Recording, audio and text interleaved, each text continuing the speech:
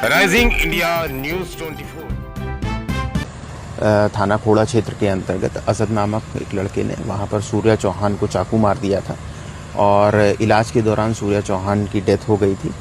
सूर्या चौहान के परिजनों के द्वारा तहरीर दी गई थी जिसमें 5 आरोपियों को पंजीकृत किया, उनके विरुद्ध मुकदमा पंजीकृत किया गया था, जिसमें से 3 आरोपियों की गिरफ्तारी तत्काल पुलिस के द्वारा कर ली गई थी। इसमें जो मुख्य आरोपी था असद, वो फरार था। उसके ऊपर 50,000 रुपये पुरस्कार की घोषणा की गई थी।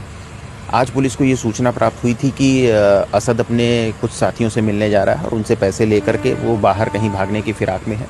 तत्काल इस सूचना के आधार पर एसीपी इंदिरापुरम के नेतृत्व में थाना खोड़ा और थाना इंदिरापुरम की टीम लगातार यहाँ पे कॉम्बिंग कर रही थी और बैरिकेड लगाकर चेकिंग का भी अभियान चलाया गया था।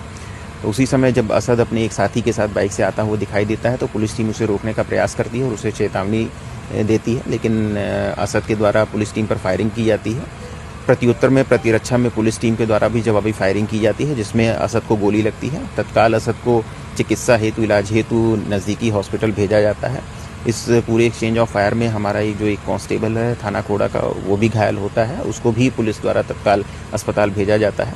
इस पूरे घटनाक्रम में जो असद का एक साथी था वो भागने में कामयाब होता है और घटनास्थल से असद की जो बाइक है वो बरामद हुई है और एक कंट्रीमेड पिस्टल भी बरामद हुआ है।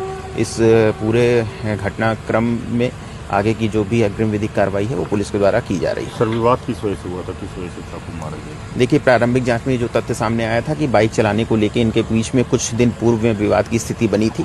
28 तारीख को जब ये लोग साथ में इकट्ठा हुए तो वो विवाद की स्थिति बढ़ गई थी और इसी में आवेश में आकर के असद के द्वारा चाकू से हमला किया गया था।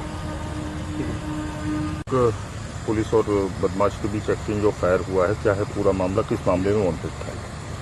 देखिए, दिनांक 28 तारीख को थाना खोड़ा क्षेत्र के अंतर्गत असद नामक एक लड़के ने वहां पर सूर्या चौहान को चाकू मार दिया था और इलाज के दौरान सूर्या चौहान की डेथ हो गई थी। सूर्या चौहान के परिजनों के द्वारा तहरीर दी गई थी जिसमें 5 आरोपियों को पंजीकृत किया, उनके विरुद्ध मुकदमा पंजीकृत किया गया था, जिसमें से 3 आरोपियों की गिरफ्तारी तत्काल पुलिस के द्वारा कर ली गई थी। इसमें जो मुख्य आरोपी था असद, वो फरार था। उसके ऊपर 50,000 रुपये पुरस्कार की घोषणा की गई थी। आज पुलिस को ये सूचना प्राप्त हुई थी कि असद अपने कुछ साथियों से मिलने जा रहा है और उनसे पैसे लेकर के वो बाहर कहीं भागने की फिराक में है।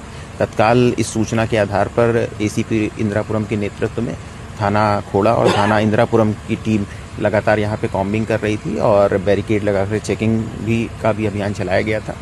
तो उसी समय जब असद अपने एक साथी के साथ बाइक से आता हुआ दिखाई देता है तो पुलिस टीम उसे रोकने का प्रयास करती है और उसे चेतावनी देती है, लेकिन असद के द्वारा पुलिस टीम पर फायरिंग की जाती है। प्रत्युत्तर में प्रतिरक्षा में पुलिस टीम के द्वारा भी जवाबी फायरिंग की जाती है जिसमें असद को गोली लगती है। तत्काल असद को चिकित्सा हेतु, इलाज हेतु नज़दीकी हॉस्पिटल भेजा जाता है। इस पूरे एक्सचेंज ऑफ फायर में हमारा एक जो एक कांस्टेबल है थाना खोड़ा का, वो भी घायल होता है। उसको भी पुलिस द्वारा तत्काल अस्पताल भेजा जाता है। इस पूरे घटनाक्रम में जो असद का एक साथी था वो भागने में कामयाब होता है और घटनास्थल से असद की जो बाइक है वो बरामद हुई है और एक कंट्रीमेड पिस्टल भी बरामद हुआ है।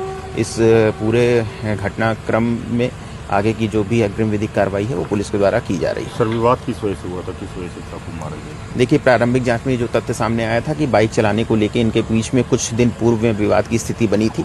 28 तारीख को जब ये लोग साथ में इकट्ठा हुए तो वो विवाद की स्थिति बढ़ गई थी और इसी में आवेश में आकर के असद के द्वारा चाकू से हमला किया गया था।